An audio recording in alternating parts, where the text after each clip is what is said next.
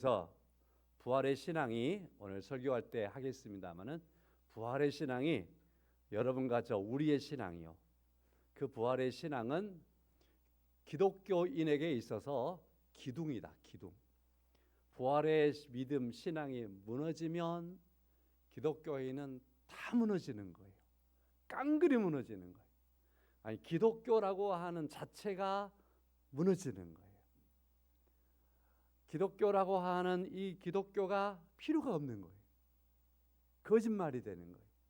기독교라고는 이 기독교가 2000년 동안 인류에 함께하고 있었고 수억의 사람들이 우리 이전의 사람들이 또 오늘 또 예수를 믿어 부활의 신앙으로 서 있는데 만약에 부활의 신앙이 거짓말이라고 한다면 그건 2000년 동안 대사기극이에요. 인류에게 대한 사기극이에요. 기독교는 그래서 부활의 신앙이 기둥이에요. 무너지는 건 다 무너지는 거예요. 기독교라고 하니까 또 나와 멀다 생각할 수 있으니까 내 신앙생활 속에서 부활의 신앙이 없다면 기둥이 없는 것이고 또 부활의 신앙이 무너지는 건 나의 신앙이 무너지는 거예요. 부활의 신앙으로 흔들리지 않고 부활의 신앙으로 살아가는, 그래서 부활의 신앙으로 사망권세 이기신 주님께서 우리에게 승리를 주신 바와 같이 참된 승리의 삶들을 살아가시기를 다시 한번 주님의 이름으로 간절히 축원합니다. 우리 교단에서 발행되는 신문을 보다 보니까 총회장 되시는 분이 오정호 목사님, 사랑의 교회 오정현 목사님의 동생이 오정호 목사인데 이분이 우리 교단 총회장님이세요. 그분이 여러 메시지를 전했는데 제가 간략하게 요약을 좀 해봤어요. 우리 구주 예수님의 부활 사건은 복음의 중심입니다. 신앙 고백의 요체입니다. 지상 모든 교회의 유일한 소망입니다. 교회가 전하는 강력하고 유일무이한 메시지입니다. 새 생명의 시작입니다. 유일한 구원의 길입니다. 우리 구주 예수님의 부활을 어떻게 맞이해야 합니까? 첫째, 부활하신 예수님을 찬송하며 환호하며 감격합시다. 두 번째, 부활하신 주님께 자원하여 순종합시다. 세 번째, 부활의 주님과 함께 기쁨으로 동력합시다. 네 번째, 부활의 주님을 힘있게 전파합시다. 다섯 번째, 부활의 주님과 함께 일어나 승리합시다. 이 다섯 가지를 이렇게 전한 것을 보았습니다. 이러한 우리 교단장의 메시지니까 대신에 간략하게 전달을 해드렸습니다. 부활의 주님으로 승리하시는 삶이기를 다시 한번 축원합니다. 빌리 그레함 목사님, 어지간히 신앙생활 좀 하신 분들은 다 아는 목사님이에요. 1974년도 여의도에서 있었던 놀라운 집회에 오셔서 말씀을 전하셨던 엑스폴로 74 그때 주광사 하셨던 분이 이분이시고 74년도에 이 놀라운 부흥회를 통해서 한국 교회가 확 성장했던 그런 계기가 되었지요. 한국 모든 교회가 뜨겁게 일어났던 그런 부흥 집회의 강사였던 빌리 그레함 목사님, 20세기 최고의 복음 선교자로 전도자로 알려져 있는 이런 목사님. 이 빌리 그레함 목사님이 제가 양력을 보니까 100세하고 한 달 더 약 한 달 조금 더 사셨더라고요. 그러니까 100년을 사신 거예요. 100년을. 이분이 살아 생전에 이런 말을 했었습니다. 여러분, 빌리 그레함이 죽었다는 소식이 신문에 나거든 그 신문 기사를 믿지 마십시오. 내가 죽은 것이 아니라 주소를 옮긴 것뿐입니다. 이렇게 기록을 했습니다. 이 말씀을 쭉 읽고서 가만히 생각해 봤습니다. 자신의 죽음을 죽음이라고 말하지 않고 주소를 옮긴 것이라고 말하고 있습니다. 그리고 온 세상 사람들이 이분을 다 안단 말이에요. 자기의 죽음에 대한 기사가 신문에 날 것을 알고서 말했습니다. 나는 죽은 것이 아니라 나의 주소가 옮겨진 것뿐입니다 라고 그렇게 알라는 겁니다. 죽었다라고 하는 기사가 나거든 믿지 마세요. 믿지 마세요. 이렇게 말할 수 있는 것은 어떤 사람이기에 자신의 죽음을 이렇게 말할 수 있을까요? 그것은 간단합니다. 오늘 부활절 아침인데요, 부활의 신앙을 가졌기 때문인 줄로 믿습니다. 자기의 죽음이 영원한 죽음이라고 생각하지 않은 거예요. 그렇게 믿지 않은 겁니다. 예수 그리스도 안에서 영원히 사는 생명이라고 하는 것을 믿는 것이었습니다. 그렇지요. 우리의 신앙도 마찬가지지요. 죽음과 부활은 동전의 양면과 같답니다. 태어나면 죽는 거고 죽어야만 부활하는 겁니다. 그래서 죽음과 부활은 동전의 양면과 같아서 죽음이 없이는 부활이 없습니다. 우리가 죽는다고 하지만 그러나 그 죽음을 통해서 절망하지 않고 우리가 그 부활의 이면에 동전의 양면이 반드시 있는 것처럼 죽었다 하면 다른 면이 있습니다. 부활이 있습니다. 영원한 생명이 우리에게 있습니다. 그러한 말씀이지요. 부활의 기쁨, 부활의 소망을 여러분과 저에게 주신 여호와 하나님의 은혜를 감사하며 항상 부활의 신앙 속에서 오늘을 살아가고 내일을 또 살아갈 수 있고 그 부활이 여러분과 저의 소망의 삶이기를 간절히 원합니다. 그런데 사람들 가운데 거의 많은 사람들이 생각하기를 모든 사람은 죽는다라는 것은 인정하지만 그러나 당신도 죽는다, 아니 나도 죽는다라는 것을 늘 빼놓고 생각할 때가 많습니다. 그러나 늘 여러분과 제가 생각하는 건 이브리서 9장에서 말씀하는 것처럼요, 모든 사람에게 죽는 것은 다 정하여진 것이다라고 했습니다. 우리가 다 죽는 것은 사실이지만 그러나 그 죽음 안에서 또한 나도 죽는다라는 사실을 여러분과 제가 놓치면 안 되는 겁니다. 그렇지만 나도 죽지만 그러나 죽음으로 끝나지 아니하고 예수 그리스도 안에서 다시 사는 은혜와 복이 우리한테 있다라는 사실, 내게 있다라는 사실입니다. 오늘 본문의 말씀은 예수님께서 십자가에 죽으시기 2000년 전에 살았던 아브라함에 대한 말씀인데, 그 아브라함은 우리가 아는 것처럼 믿음의 조상이요, 믿음의 조상인 아브라함의 믿음을 오늘 본문의 말씀에서 사도 바울은 우리에게 말해주고 있습니다. 그런데 아브라함의 믿음을 더듬어 가다 보니까 예수님께서 죽으셨다가 부활하시기도 2000년 전의 사람임에도 불구하고 그 안에는 바로 부활의 신앙이 아브라함에게 있었더라는 것입니다.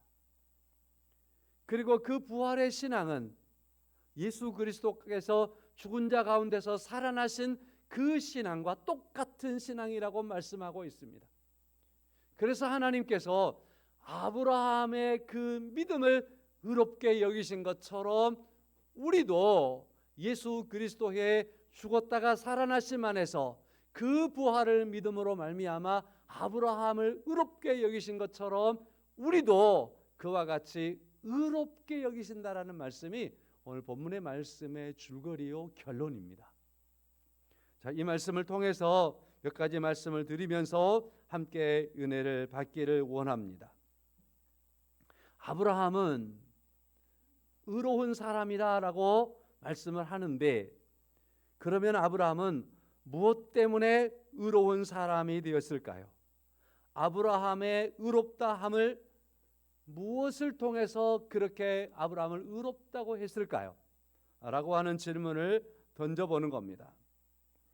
사도 바울은 아브라함이 의롭게 된 것은 사실이지만, 그러나 분명한 것은 아브라함이 의롭다함을 받는 것은 아브라함이 율법을 지켰기 때문에 의롭게 된 것은 아니고, 아브라함이 무엇을 했기 때문에 의롭게 된 것도 아니고, 아브라함이 의롭게 되고자 하는 많은 노력을 통해서 의로움을 성취했기 때문에 의롭게 된 것도 아니라고 말합니다. 그럼에도 불구하고 아브라함은 의로웠다라고 말합니다. 아브라함은 그러면 무엇이 그가 의롭게 됨이었을까요? 자, 아브라함의 후손들은 유대인들이죠. 아브라함의 후손들은 아브라함을 자기의 조상이라고 아주 자랑스럽게 생각하는 유대인들. 그래서 이 유대인들이 아브라함을 조상으로 생각하며 살아가는데, 우리도 아브라함처럼 의로워지겠다라고 말하면서 그들은 뭘 하냐면 율법을 가지고 율법을 우리가 지켜서 의롭게 되어보자, 율법을 통해서 의로운 길을 찾아가 보자. 그래서 몸부림을 치는 겁니다. 최선을 다해보는 겁니다. 그렇지만 성경은 지적합니다. 유대인들이 아브라함의 후손이라서, 그의 조상 아브라함이 의로운 사람이라고 말하니 자신들도 의로워지기 위해서 율법을 행함으로 의로워졌느냐? 아니다. 아브라함도 율법을 행함으로 의로워지지 않았다. 그 후손들도 율법을 행함으로는 의로워질 수가 없었다라고 성경은 지적을 하고 있는 겁니다. 자, 그렇다고 한다면 아브라함은 그러면 어떻게 의로워졌을까? 아브라함이 어떤 측면이 의롭다고 하나님께서 그를 인정하고 믿음의 조상이라고 말하는 것일까? 오늘 본문의 말씀 18절부터 25절의 말씀에 그에 대한 설명, 오늘 본문의 말씀에 그에 대한 설명이 드러나 있는 것입니다. 아브라함이 믿는 하나님. 자, 아브라함이 믿는 하나님에 대하여 먼저 17절부터 우리가 읽었으니까 17절을 보면 아브라함이 믿는 하나님은 어떤 분인가? 곧 아브라함은 하나님을 어떤 하나님으로 믿었는가라는 겁니다. 여러분, 이거 아주 중요한 거예요. 여러분과 제가 지금 그리스도인이잖아요. 기독교인이잖아요. 우리는 그래서 하나님을 믿는 사람들이잖아요. 그래서 여러분에게 누가 질문합니다. 하나님을 믿습니까? 당신이 믿는 하나님은 어떤 분입니까? 이 질문할 수 있겠죠. 여러분 어떻게 대답할 수 있나요? 내가 믿는 하나님은 내가 어떤 하나님이라고 내가 고백할 수 있는가? 정립되어져 있어야 되잖아요. 아브라함이 믿는 하나님은 어떤 하나님이었을까? 아브라함에게 이것을 가리켜서 소위 아브라함의 신관, 아브라함이 생각하는 하나님에 대한 관점, 그의 신앙입니다. 그래서 아브라함의 신관은 17절 말씀을 간단하게 요약합니다. 그리고 18절 이하에서 이를 설명하는 거예요. 그래서 17절 말씀을 우리가 둘로 나누어서 보아야 되는 겁니다. 첫째입니다. 기록된 바 내가 너를 많은 민족의 조상으로 세웠다 하심과 같으니, 그가 믿은 바 첫째, 하나님은 죽은 자를 살리심이여. 함께 하겠습니다. 하나님은 죽은 자를 살리시며. 자, 아브라함의 신관 첫 번째, 하나님은 죽은 자를 살리시며. 하나님은 죽은 자를 살리시는 하나님이라고 아브라함은 믿었다라는 겁니다. 하나님을. 두 번째입니다. 그 다음에 없는 것을 있는 것으로 부르시니라. 자, 없는 것을 있는 것으로 부르시는 하나님. 함께합니다. 시작. 없는 것을 있는 것으로 부르시는 하나님. 아무것도 없는 가운데에서도 있는 것으로 부르시는 하나님. 아무것도 없는 곳에서 뭔가를 지으시고 창조하신 하나님. 무에서 유를 창조하신 하나님.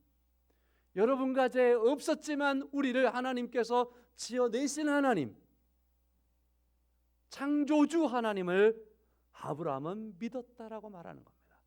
자, 둘로 나누었습니다. 아브라함의 신관은 죽은 자를 살리시는 하나님, 두 번째로 없는 것을 있는 것으로 부르시는 하나님. 그래서 말씀으로 창조하실 수 있었지요.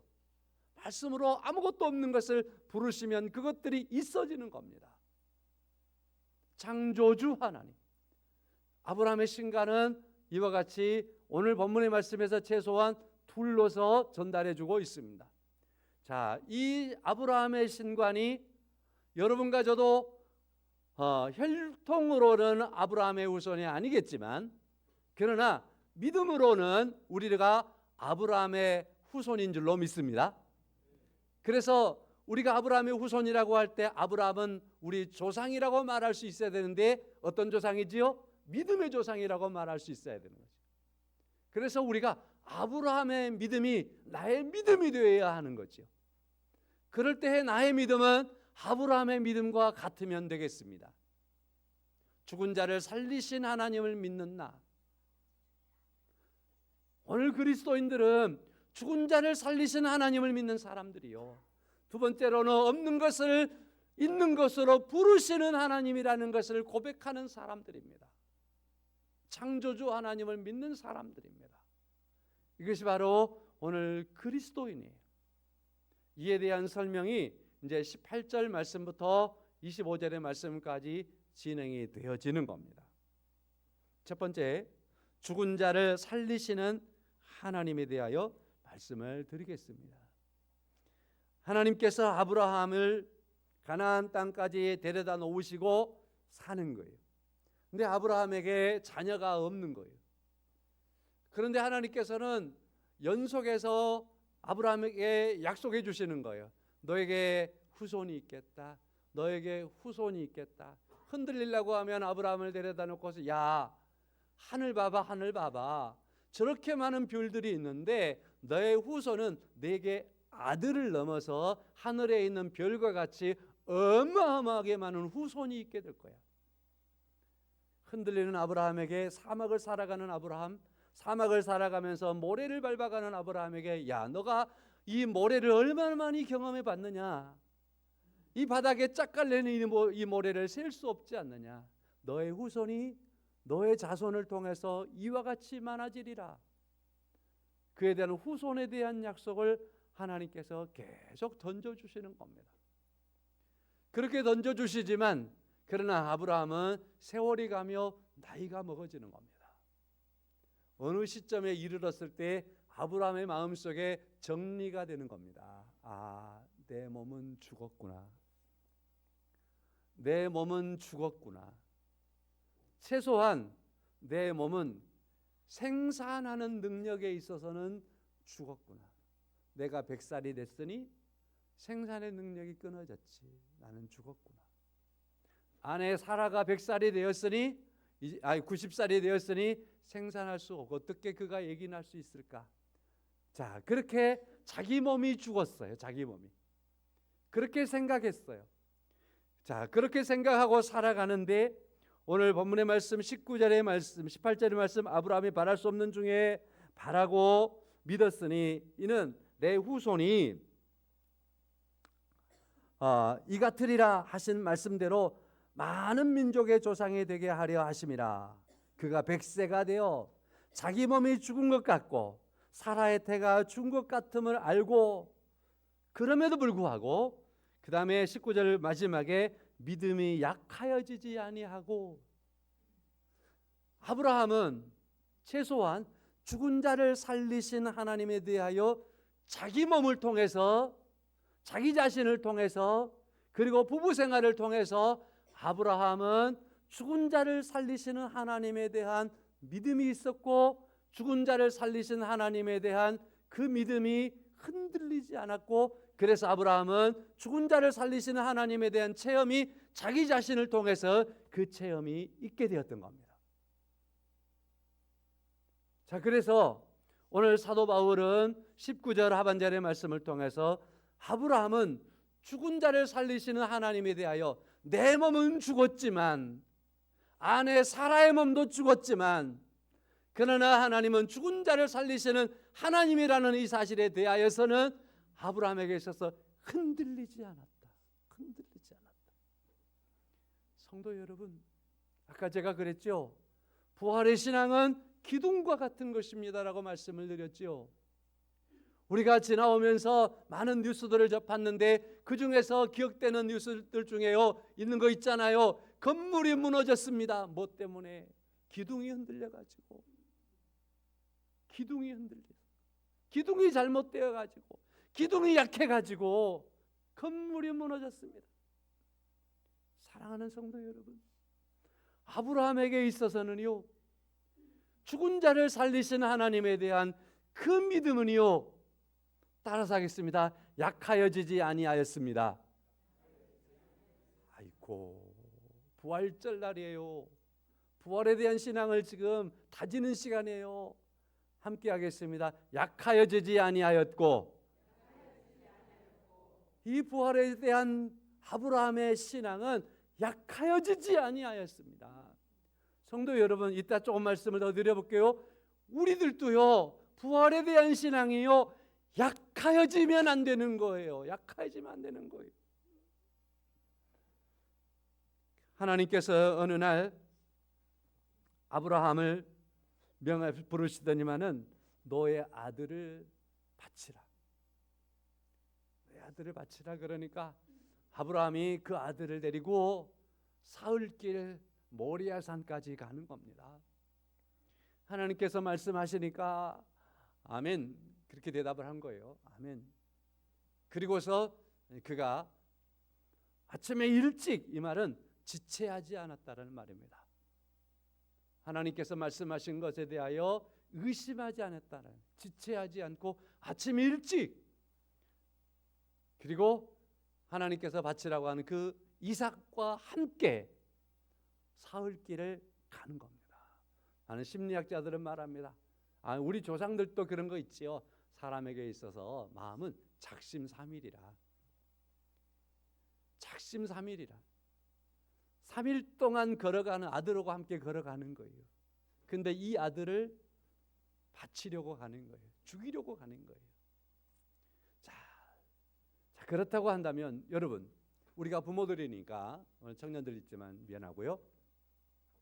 부모에게 있어서 세상 다 내려놓을 수 있는 가치가 있다면 그것은 내 자식을 위해서 다 내려놓을 수 있습니다.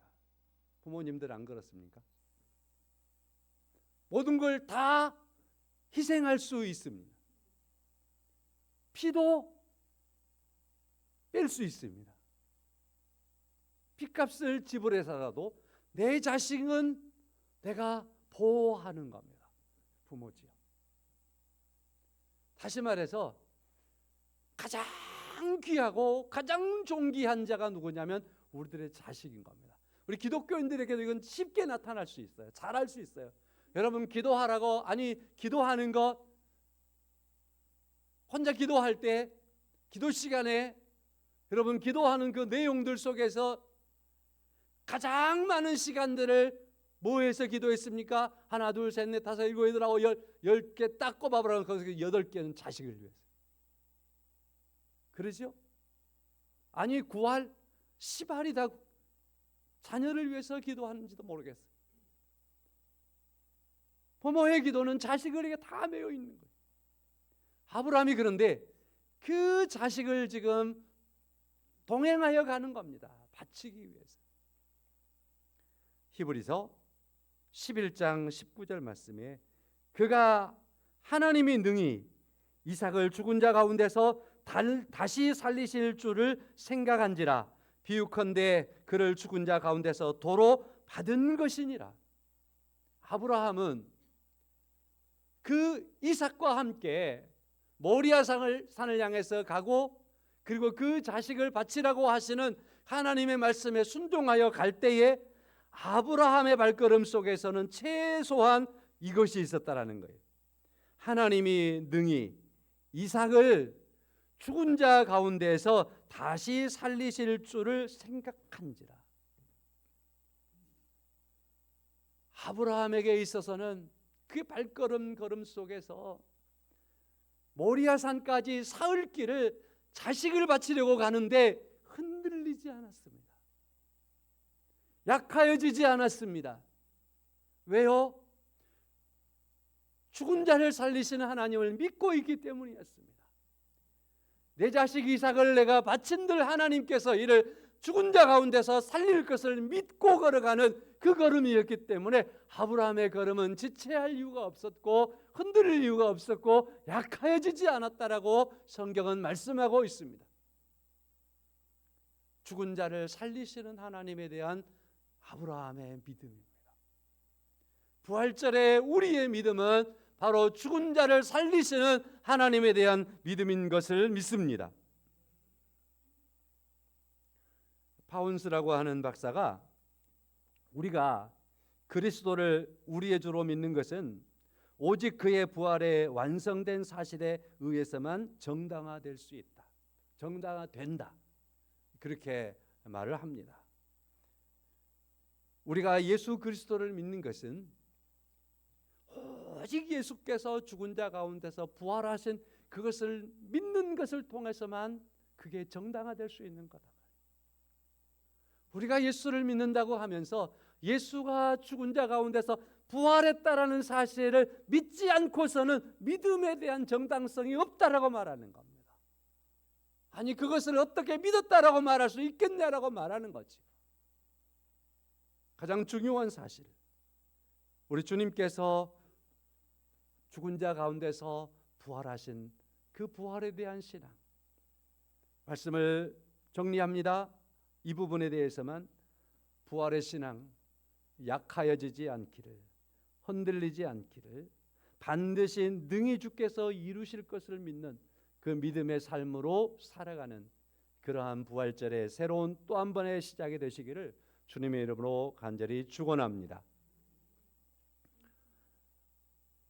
없는 것을 있는 것으로 부르시는 하나님. 두 번째, 이 부분을 제가 창조주 하나님이라고 정의를 해드렸습니다.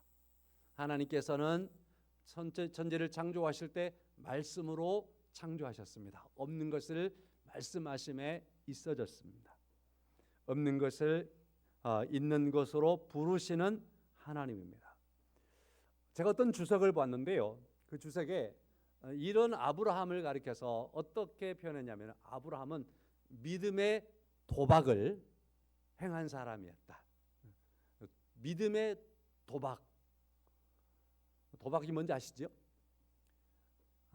이 믿음의 도박을 아브라함은 행한 사람이었다. 하나님께서 그의 고향에 살고 있는 아브라함에게 찾아오시더니만은 어느 날 아브라함에게 말씀하시는 거예요.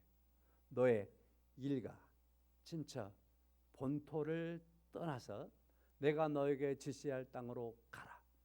그러면 너의 자손도, 그리고 너에게 재물도, 그리고 너에게 땅을, 그리고 너의 후손을 주겠다라고 말씀하셔서 아브라함이 그 말씀을 믿고 출발하는 거예요. 출발했던 그 아브라함을 가리켜서 믿음의 도박을 행한 사람이었다라고 기록한 것을 보았습니다. 아브라함에게 하나님께서 출발하라고 말씀하시는데 아직 아브라함에게 있는 게 없어요. 그렇잖아요? 있어진 게 아직 없어요. 그냥 아브라함은 그의 아내와, 물론 아버지와 조카와 함께 출발하긴 했지만 결국에 있어서 남는 것은 그의 아내 사라와 아브라함 자신이 마지막에 남죠. 하나님께서 아브라함, 그래서 자신과 그의 아내 둘만 마지막에 두시는 거예요. 아무것도 없어요. 아무것도 없어요. 그런데 그 아브라함은 믿음의 도박을 행하는 겁니다. 아무것도 없지만 하나님께서 약속하시니까, 아무것도 없지만 하나님께서 말씀하시니까, 아무것도 없지만 그 없는 것을 있는 것으로 있게 하시는 하나님, 없는 것을 있도록 부르시는 하나님, 그 하나님을 아브라함이 믿기에 그는 일가와 친척과 본토를 떠나서 그는 믿음의 도박을 시작할 수 있게 되었다라고 하는 겁니다. 사랑하는 성도 여러분, 아브라함이 이처럼 믿음의 도박을 행할 수 있었던 것은 무엇 때문인가? 그것은 바로 그가 믿는 신관 속에서 하나님이 천지와 만물을 말씀으로 창조하신 하나님이신 것을 믿기 때문에 하나님께서 자신에게 말씀하신 것은 다 이루어질 것을 믿어서 그가 믿음의 도박을 시작했다라고 말씀을 하는 겁니다. 여러분과 저에게는 예수 그리스도께서 부활의 첫 열매가 되셨습니다. 이미 우리에게 부활하신 자신을 우리에게 보여주셨습니다. 그리고 우리에게 말씀합니다. 우리의 믿음도 이와 같이 부활에 대한 신앙 속에 살라고 말합니다. 예수 안에서 우리가 다시 살 것이기 때문에 그것을 말씀하여 주셨습니다. 내게 아직 이루어지지 않았지만 이루어질 것을 믿으시기를 주의 이름으로 축원합니다. 성도 여러분, 이와 같이 아브라함의 믿음이 둘로서 딱 정리되어져 있습니다. 부활의 신앙과 창조주 하나님을 믿는 그러한 아브라함이었습니다. 1990년대에 제가 신문을 보다 보니까 퓨리서치라고 하는 퓨리서치 센터라는 곳에서 이번 3월달 최근에 3월 중순에 지금 3월달이죠. 3월 마지막 날이죠. 그저께 발표한 것이 신문에 올라와 있어서 제가 그걸 읽으면서 메모를 하고 오늘 여러분에게 소개하면서 설교를 합니다. 1990년대 미국 사람들 90%가 스스로 나는 그리스도인이다.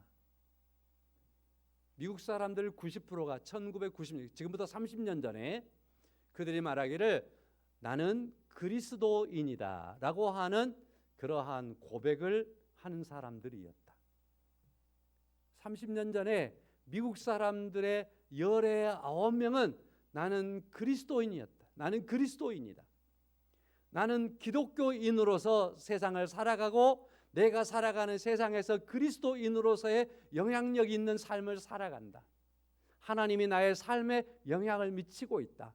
그렇게 고백하는 사람들이 30년 전에 90%였는데 2007년에는 78%로 줄고 2020년에는 60%로 떨어졌고 또 최근에 질문하기를 종교가 기독교가 나의 삶에 있어서 영향력이 어떻게 됐습니까? 약화됐습니까? 아니면 강화됐습니까? 라고 물었더니